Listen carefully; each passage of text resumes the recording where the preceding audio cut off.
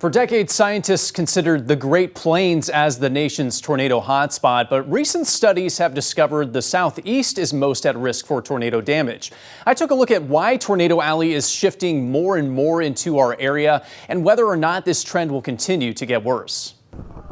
The U.S. gets more tornadoes than any other place in the world. Western topography, Great Plains, and a warm Gulf of Mexico is really the ingredients that we need to have a high frequency of tornadoes here in the United States. But determining which part of the country is most at risk has been a point of contention. Around the turn of the century, researchers began to notice an increase in activity across the Southeast. Then in 2014, University of Alabama Huntsville research meteorologist Dr. Tim Coleman co-authored a study finding significant tornadoes actually tore through more terrain in Alabama, Mississippi, and Arkansas than any other part of the country.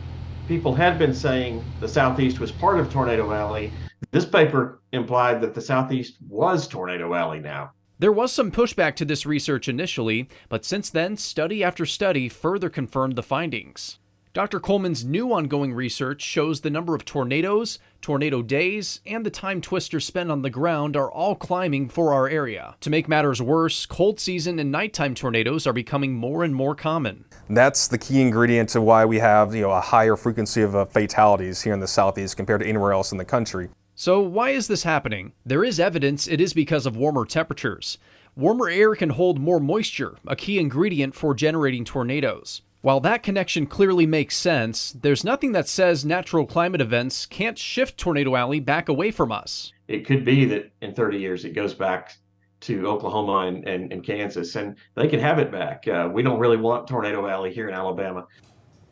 Now, one big reason scientists are hesitant to directly connect tornado trends to climate change is due to limited data. Reliable tornado records in the U.S. only go back to 1950.